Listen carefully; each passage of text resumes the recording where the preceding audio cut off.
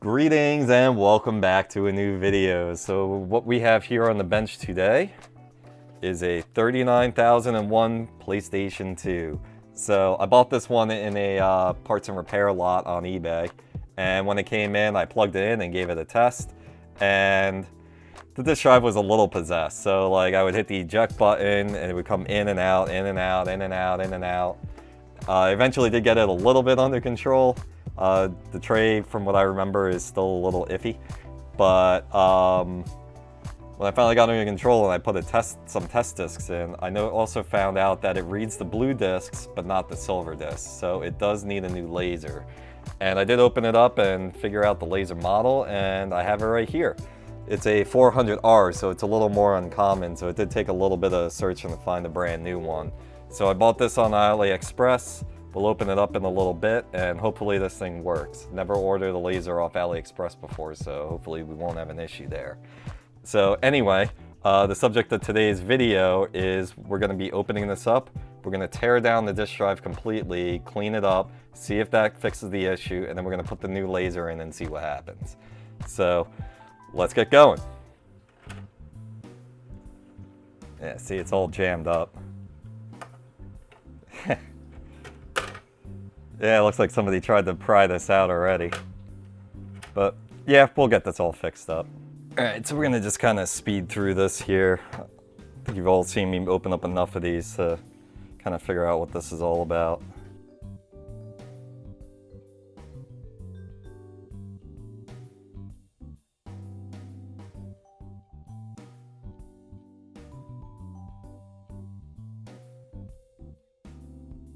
As always, just be mindful of where the long screws go. Sometimes changes up model to model.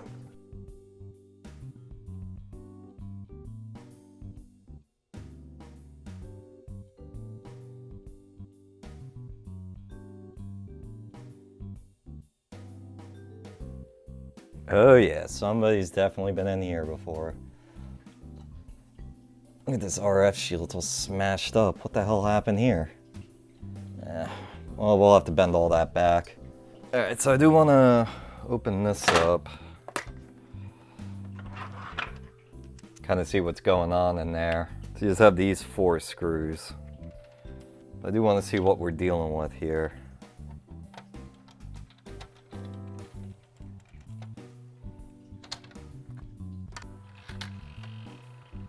Well, it opened that way. But that don't sound good. Well, at least it opens, so the mechanism and everything seems alright, but we won't know what's going on until we get this drive out and see what's really going on in there. So from here on out, what I want to do is I'm just gonna completely strip this PlayStation down, because I gotta clean it anyway. So probably just easier just to rip it all apart now. And we got these 2 screws here.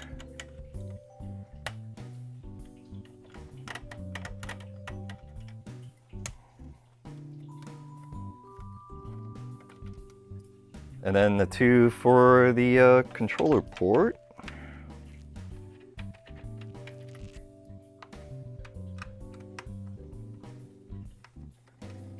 And we'll just flip this up.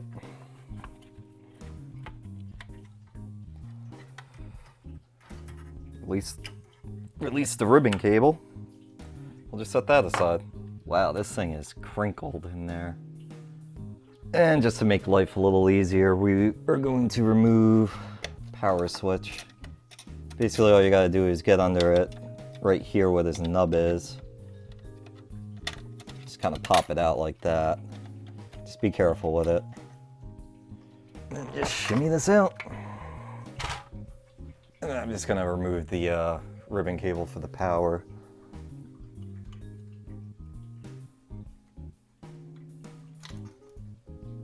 Yep, somebody's been in here before, popped right off. We're gonna have to replace that. I think somebody's removed this power switch before. This shouldn't have popped off that easily. And the fact that this is just crinkled in there, it looks like somebody shoved this in and then shoved this piece back in. Because it usually doesn't pop off that easily like the blue piece, so. And it is a real shame about that. power switch cable. Hopefully these other ones aren't damaged. Yeah, they seem alright. I mean, it's not uncommon when I open these up that power switch cable's damaged, so it is what it is. Alright, now with the ribbon cables removed, what I do is I just put a flathead in here. You gotta kind of pry this out. And that's it. Oh, and you also do have to remove the ribbon cable for the laser. I did that last time I was in here, so, because I had to take the laser out to find the model number, so that's already been disconnected. But yeah, I did skip a step there. Make sure that that's disconnected, otherwise it ends up becoming a little awkward when you're lifting it up like there and you're trying to get it out, but yeah, you don't want to damage a perfectly functioning laser. This one's already damaged, so I don't really care, but it is what it is. All right, now we got to get back into this thing completely, so let's take these two screws off.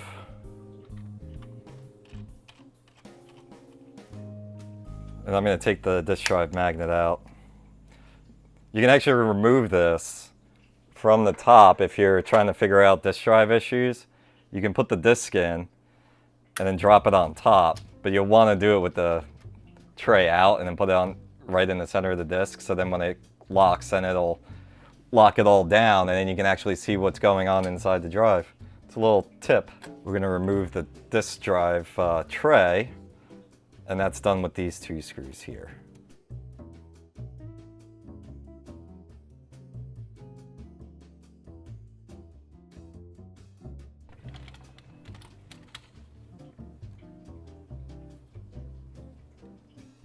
What happened here? I see why this thing's not working. Well, we got some weirdness here.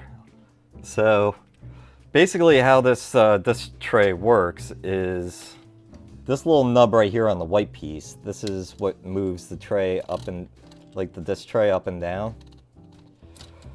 And it follows along in a guide here on the disk tray. So this is supposed to be one solid piece here, but there's a huge piece missing. But then I see glue here, but why isn't this glued all the way? Not that I even think that that would work, but it's even a kind of soft glue, almost like rubber cement. But then there's other weirdness here. So we got more glue here. I don't even know why that's there. That shouldn't even be there unless this is broken. It doesn't, it looks, I don't know, I can't even tell. And then they lubed up the gears here, which, like the teeth of the gears here, which isn't a terrible idea, but, I mean, I personally don't do it, but, I mean, it's just a lot going on. I'm kind of afraid the more I dig into this thing, the worse this is gonna get. All right, so I gotta find another tray. I should have a spare one lying around. I got a whole box full of scrap consoles, so we'll see what we got. I did have one sitting around. They are a little different. They have two different model numbers, but I think for the most part they're the same. This one's a little broken, but it's only in the front, and I'm gonna glue that bezel back in anyway, so it's not that big of a deal. Kind of comparing the two, now you can kind of see this is just one solid piece of plastic going all the way here. This is broken here, it's broken there. Don't know what that's doing there. And then it looks like the back piece here is what broke, and then they just glued it back into place. But what's probably happening is nothing's probably perfectly aligned, so when it's going in and out of the disc, it's all cattywampus. So we'll replace it with this one. This is gonna go in the trash. I might just salvage the rail, but otherwise this thing's junk. All right, and since this is gonna go for a soak, I'm gonna remove this metal rail here. Just the one screw there, and then pop up on this side and just slide it out. And I thought there was a screw on the top here because we have to get this piece off, so let's flip it over.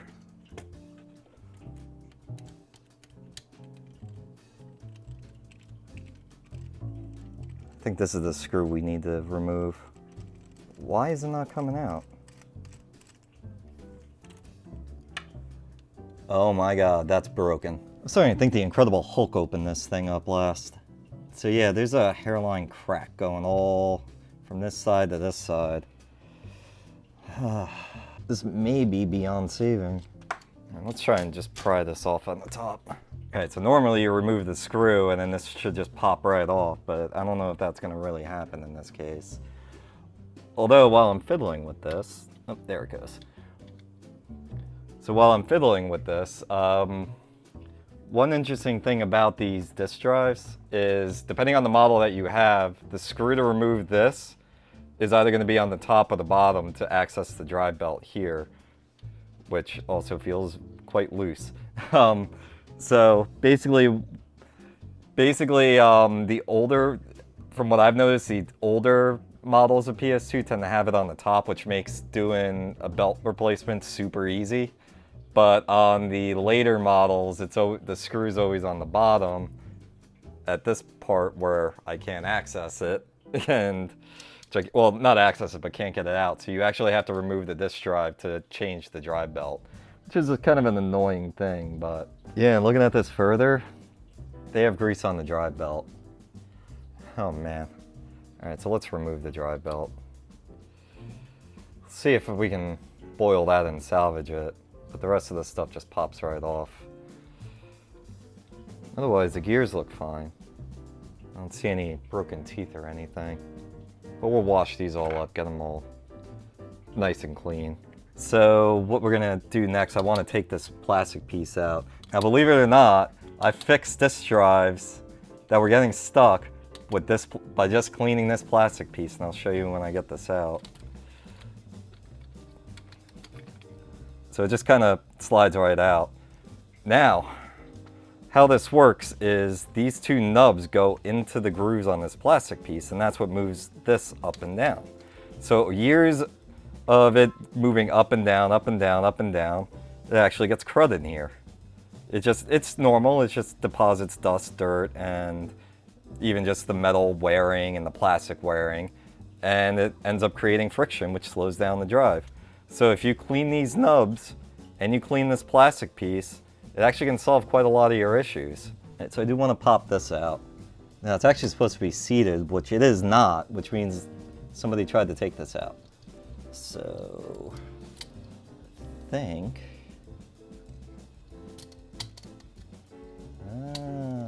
this is broken. That's why.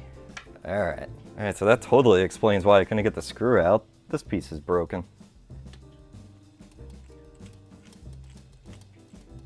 There we go. Oh, and there's scratching there. Somebody really went to town on this thing. There's a broken plastic piece there too. Just remove this. Looks like this was scratched out with like a pick or a screwdriver or something, but even on the motor here itself, it's just all gouged up. But I did figure out where that plastic piece broke from. It broke from over here. So I think when we're all ready to go, we'll just epoxy that back on there. It should be a nice permanent bond, because this is supposed to sit on this and hold this in place. So it wasn't doing that. Which could explain that grinding noise I was hearing earlier. So I do want to remove the rest of this mechanism in here, because I think that this thing really needs a good soak. It needs to be brought back to its former glory. So we're doing a full teardown. I am determined to save this disk drive no matter what the cost. So we're doing this full. Wow, this is actually loose in here. That's not even tightened down. Hope that's not broken too. That's not right. So, wow. That's not right. Oh my god, this is still getting worse. So when I removed the screws from the tray there, this is the rubber that's supposed to be on.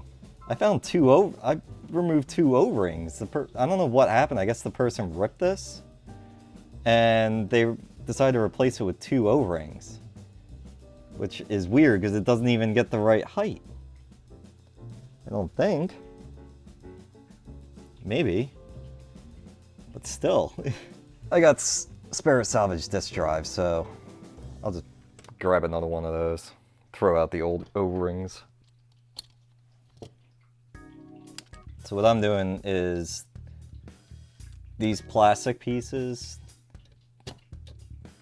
they kind of have a little flex to them. You can just kind of push them a little bit.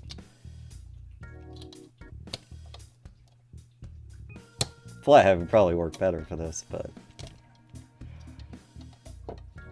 and it just comes right out. All right, so here's the disk drive all completely disassembled. So what we're gonna do, we're gonna take everything here to the sink, get it nice and cleaned up, get all the grease off, get all the grime off, and we're gonna save this thing. I swear we will.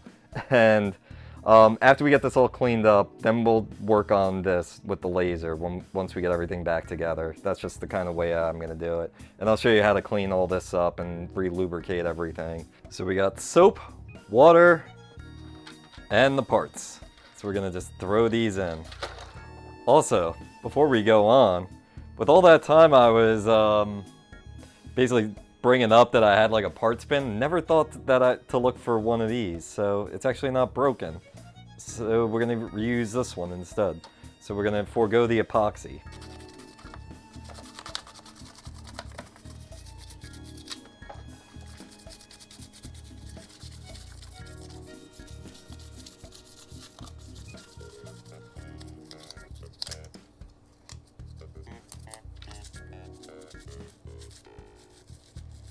So I'm just paying extra attention to the grooves in here. Because like I was saying, that's where the dirt kind of accumulates. And drop the belt in for 15 minutes.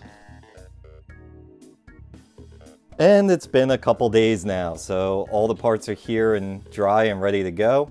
So now really all that there is to do is just put this all back together. But before we do that, I do want to shift my attention to this.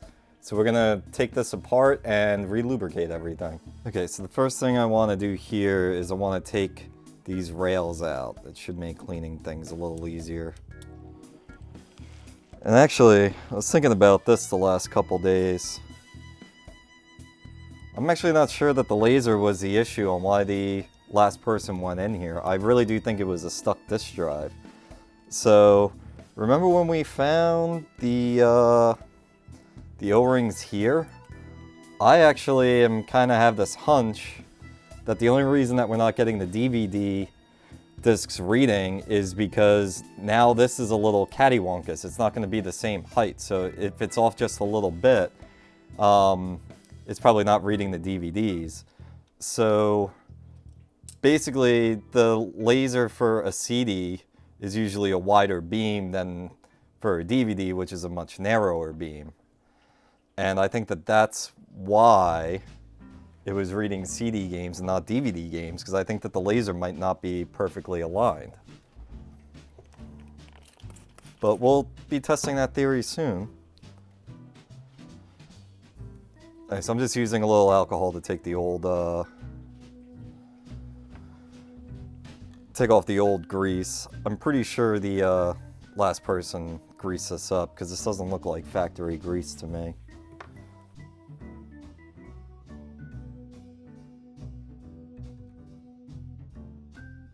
I don't remember if I cleaned these nubs off or not, but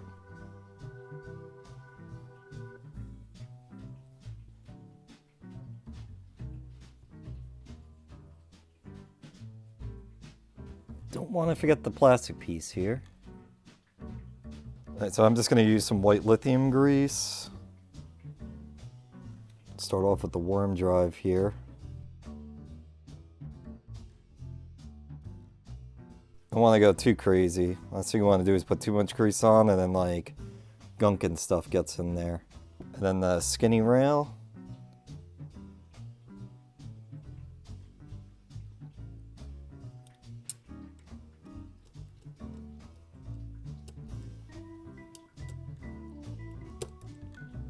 And then the fat rail.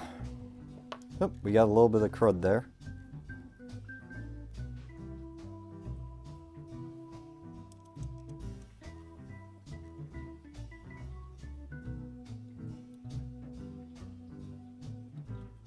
Okay, so this is how I grease them, and you can do any method you want. This is just what I do. I like to put it in between here.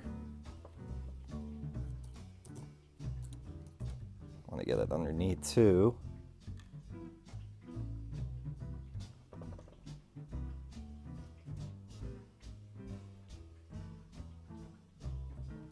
Now the reason I do it this way, I actually saw they did it on Nintendo GameCubes. So as the laser's moving, it keeps the grease in between. As you can see, it's kind of accumulating. Although I still do put a little bit on the outside too. Nothing crazy, just a little bit. I mean, it's gonna kind of push it anyway, but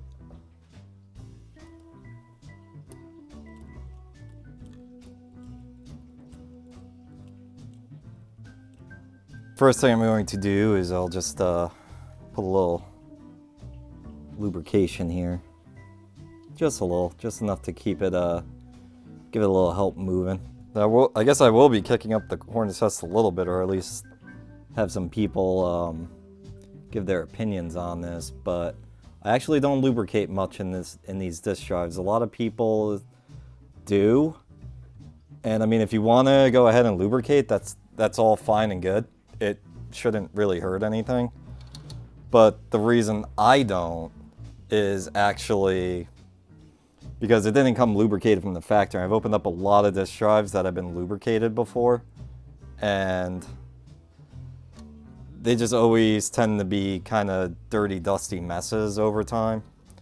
And then you end up kind of back in square one. So I personally do not lubricate, unless it, with a big asterisk, unless it was lubricated from the factory. Like Xbox disk drives, I've had a lot of them come through that have been completely like gunked up, and a lot of it has to do with actually the dust and the dirt that gets into the grease. So yeah, if it came lubricated from the factory, I will, but if it didn't, my general rule of thumb is I don't think it's needed. So that's just my opinion on the whole thing. Yeah, this is gonna be a pain. I think this is usually like held down somehow, but there's no screw or anything there, so it's gotta go in from the top. I think there was like a piece of plastic that gets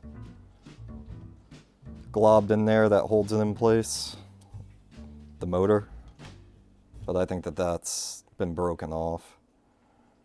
Once we get the screw in, it should be fine. There it goes. Now we're going to put the proper rubbers on. Slide into place.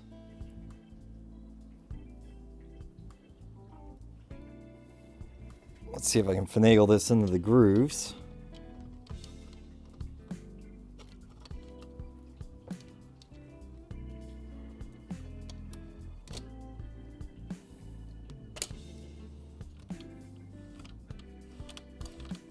Smooth.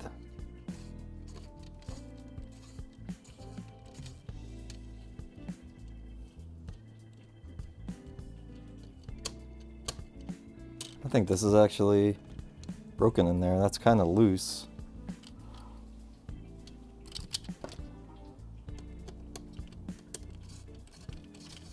I think they actually stripped out the screw hole.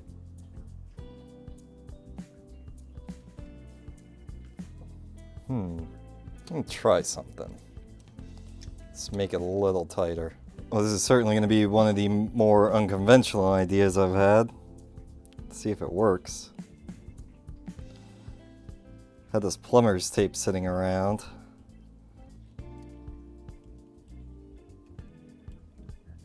Certainly feeling more resistance. It's still spinning. It's certainly tighter in there.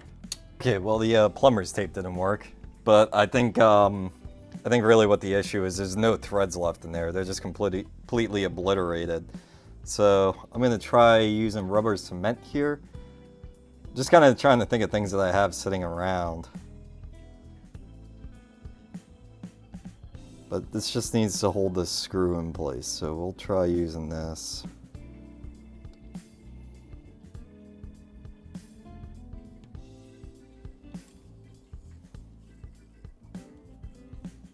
So after I shut the camera off on the last take, I took a step back and was thinking for a couple minutes. And now what I could do is just put a dab of epoxy in there and then put the screw in.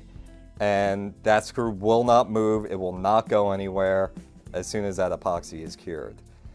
But again, like I was saying before, that's like the permanent way to do it.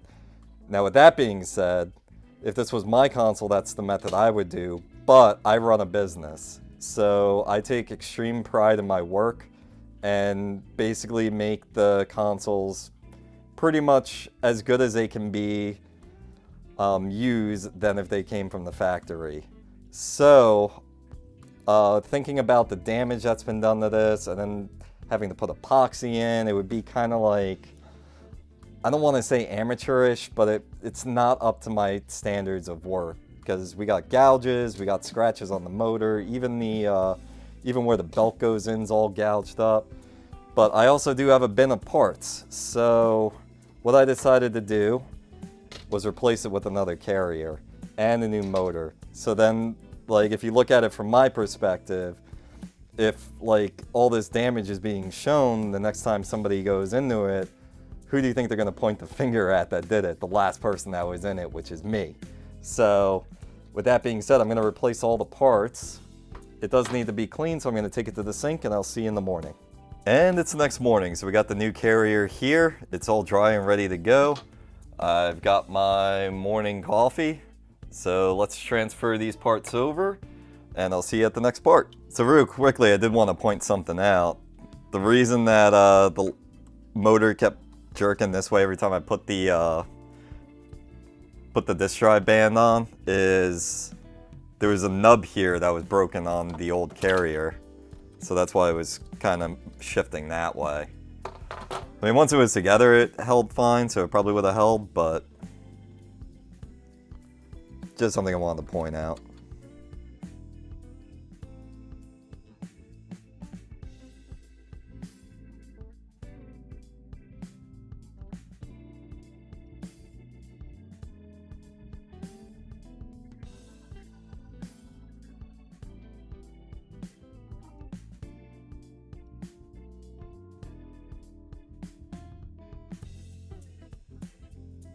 Just gonna grease up this rail and then screw it in.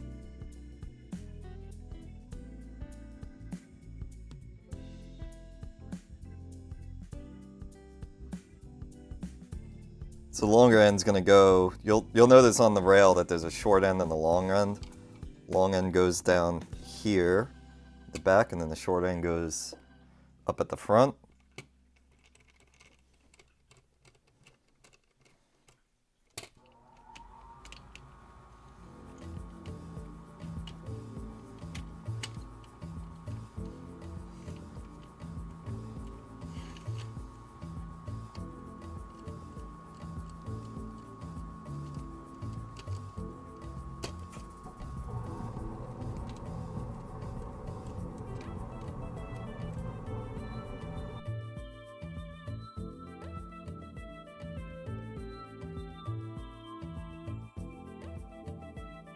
Now the arduous task of putting the cables back in. I suggest putting in the power cable first, before you even put the disc drive back in, if you took it out. Because if you don't seat that correctly, it does have a tendency of blowing out a fuse. So just be mindful.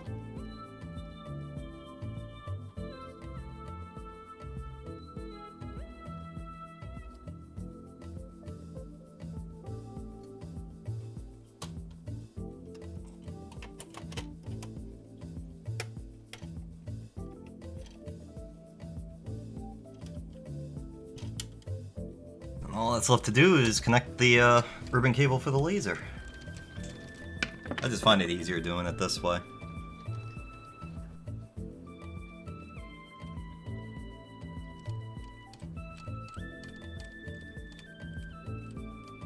And now the final touch, putting the bezel on. So for this, I actually use rubber cement. You can just use super glue or anything, but the reason I use rubber cement is it's strong enough to hold the bezel in place, but if this disk drive ever jams up again, usually the first thing people do when they have an issue with the disk drive is they kind of pull on the tray, which is why this bezel is missing in the first place. So I actually use rubber cement because I use it as kind of a sacrificial. So if somebody goes to pull on this, if it ever jams up again, then the bezel pops right off.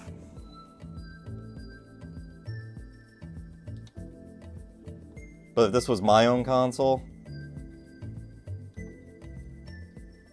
it needs a little more. But if this was my own console, I probably would just use super glue or epoxy.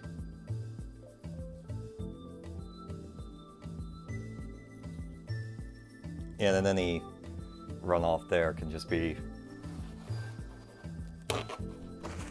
easily removed, especially once it dries.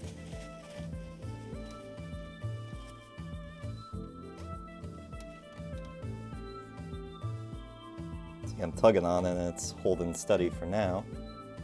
Once that dries a little more, that'll be on there pretty good. Okay, let's check our work.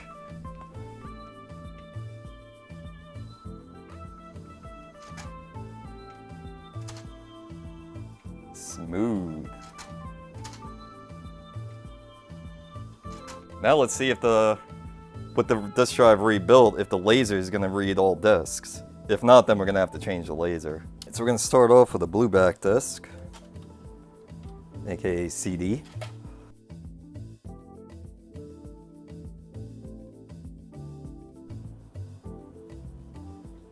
Let's try a DVD game.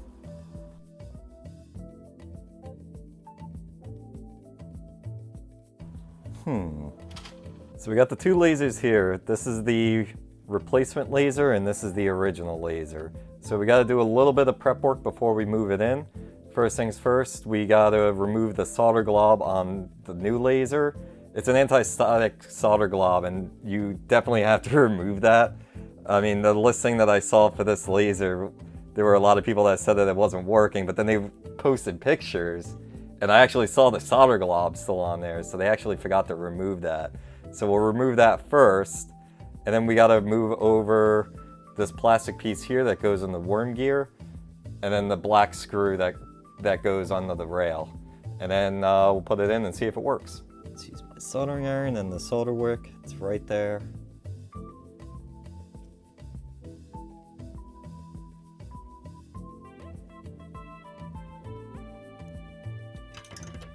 That's that. One of these days I'll get a macro lens so it can be a little closer. Be nice for stuff like that, very tiny detail.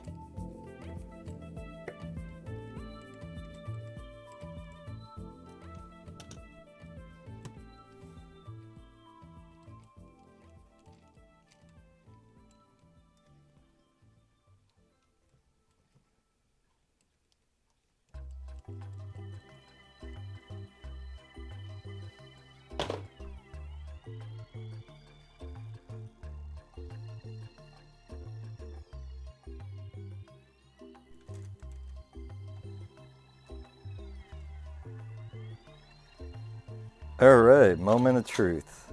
Actually, when I booted it up, the red from the laser actually looked a lot brighter than the old one, so fingers crossed here.